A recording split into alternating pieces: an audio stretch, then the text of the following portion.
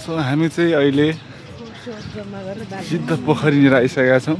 त्यो फ्रन्ट गेटमा आगो बाजेर बिजोग गरेर छ गाइज। एक्सर्साइज गर्नु पर्यो भने त जिममा जानु पर्यो भने यहाँ छ सिधै सिद्ध पोखरी चाहिँ आज खाली खाली छ।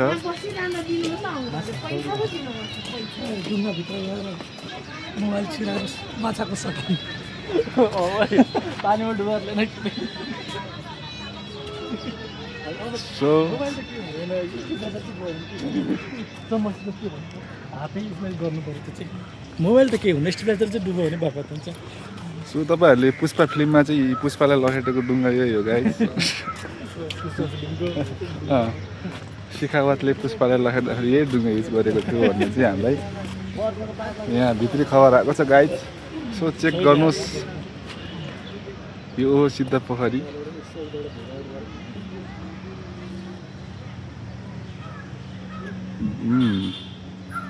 ल चलो ल सौगात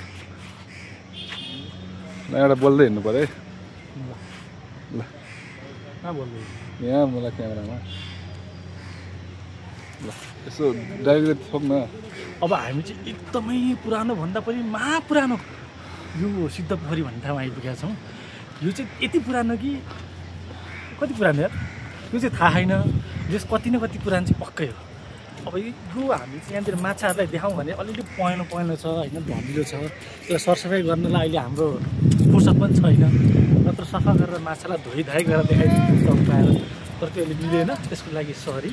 त्यही पनि तपाईँले अरूले कसैले मसेर फेर्ला छ भने देख्न सक्नुहुन्छ। यहाँ क्यामेराम्यानको चप्पल खुसिसकेको छ गाइज। ल अब दिलीपको भारो ल।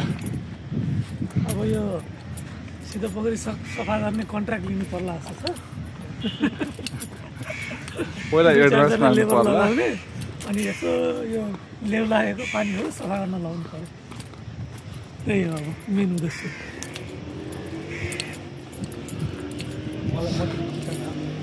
ल गाइज म चाहिँ पुरातत्व विज्ञ अनि त्यो हिसाबले चाहिँ म यहाँ के भन्दैछु भन्दाखेरि चाहिँ यहाँ पहिला धेरै फोहोर थियो, धेरै यता पनि गु उता पनि गु। तर गु अहिले पनि छ।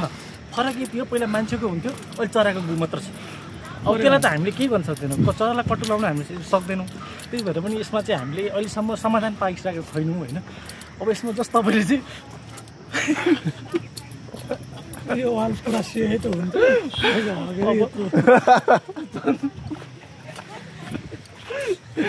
सो गाइजहरू हाम्रो गाइजहरू यहाँ लजाइसकेका छन् है। हाम्रो दुईजना पुरातत्व विभाग चाहिँ अहिले लाजाले भुत्तकै हुनुभएको छ गाइज। हो पुरातत्व चाहिँ पुरातत्व विभागले चाहिँ पुरै आफ्नो धारणा बिचमै छाडेर यहाँ हाँसिराख्नु भएको छ गाइज। यस्तो पुरातत्व विभाग एकदम गम्भीर भएर चाहिँ यो एन्सर दिइरहेको थिएँ, तर साइडमा मान्छे हाँसिरहनु भएछ। अब त्यसमा हाम्रो दोष त केही होइन। जे छ त्यही मैले फ्याक्ट कुरा गरेको। नभए तपाईँले यो बाटोमा हेरेर जाँदाखेरि अलिअलि यहाँ चाहिँ तपाईँलाई केही न केही चाहिँ होइन कलर चाहिँ तपाईँले पाइरहनुहुन्छ। जब कि हामीले कलर त लाएकै थिएनौँ भनेपछि यो कलर गर्ने व्यक्ति को त? व्यक्ति होइन, प्राणी हो। माथि छ तर धेरै बेर नबस्छ क्यामेरामा टप्किन सक्छ।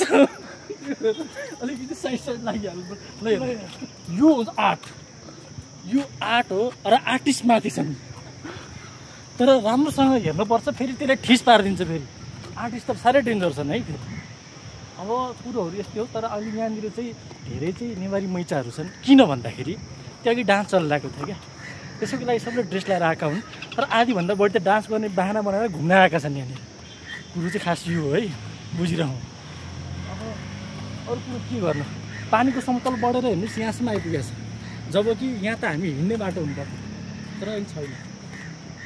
ल हेर्नुहोस् तल के छ यो माथि अस्तिको यो पानी अहिले धेरै माथिसम्म जनस्तर बढेको छ guys. This is very very very danger.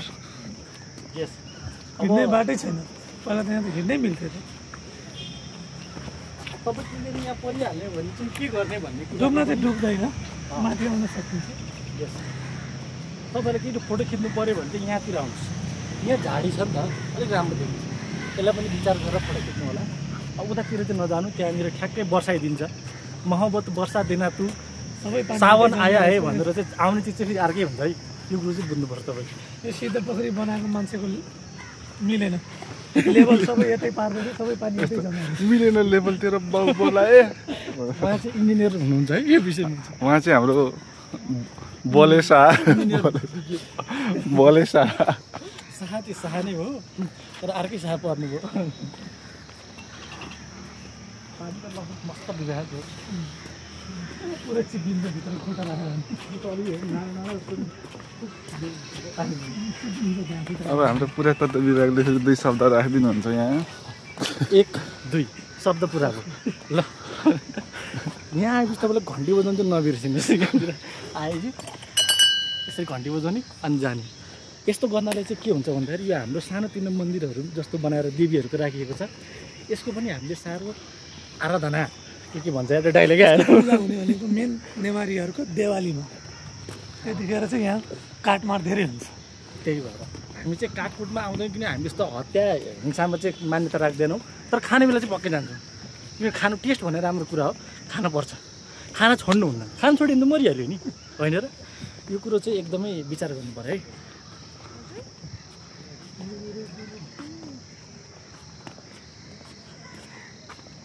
ल तपाईँले भ्युज हेर्नु सक्नुहुन्छ, भ्युज होइन भ्यू हेर्नु सक्नुहुन्छ।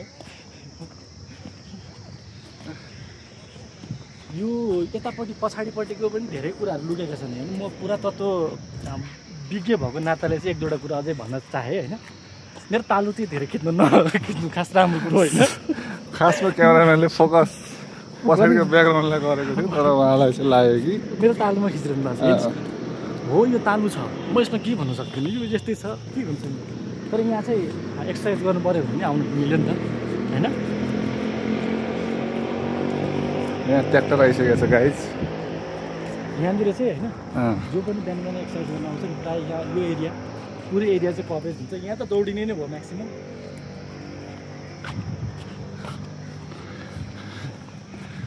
आशा गर्छु तपाईँलाई यो भ्लग राम्रो लाग्यो होला। यो त के अरे हाम्रो भटभटे मन्त्रीको अरे को चाहिँ भटभटे नयाँ मन्त्री क्या हाम्रो महावीर पुङ्गो जस्तो आवाज आयो। अनि तपाईँ जेसु खुल्का गरेर तपाईँ दिमाग लगाएर चाहिँ गरेर जेसु गर भने जस्तो। मैले दिमाग लगाएर पो गरेँ भनेको थिएन। के भत्काएर फेरि उठाउनु भएको छ क्या उठाउनु लाग्छ। यहाँबाट सेफ्टीको लागि होला। अब यो यस्तो विषयमा चाहिँ खास यता इन्जिनियर साहबलाई कुरा गर्ने हो। होइन, प्लास्टर भत्काएको थियो, अब यसलाई उकाएर अर्को नयाँ हाल्यो। त्यो ठेक्कापट्टि कतिमा लिएको ठेक्का सम्बन्धी पनि सोद्धा हुन्छ। अब भुइँको लेभल पनि धसिसक्यो, अगाडि नै भागिसक्यो। गरी भयो लास्टै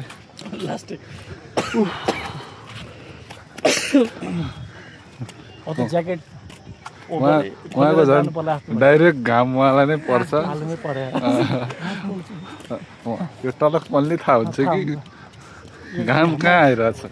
हामीले जब तालुमा आलु फलाउँछ तब छुट्टी पेन चिनेर दिएको हुन्थ्यो नि।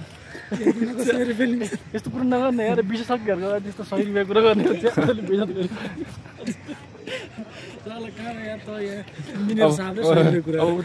पुरातत्व विभागको मान्छेले उता गएर त्यहाँ बेच्नेहरूलाई दिमाग खाने कति रुपियाँ हो दाइ। सो गर्मीले चाहिँ उहाँ पाइसक्नु भएको छ। हाम्रो डढा त्यो उडिसक्यो यहाँ देखेन उहाँ मिज्यू अब भेट्नु भएछ उहाँले। गर्मीले कडक तालुमा आलु फलाइसकेको अवस्था छ।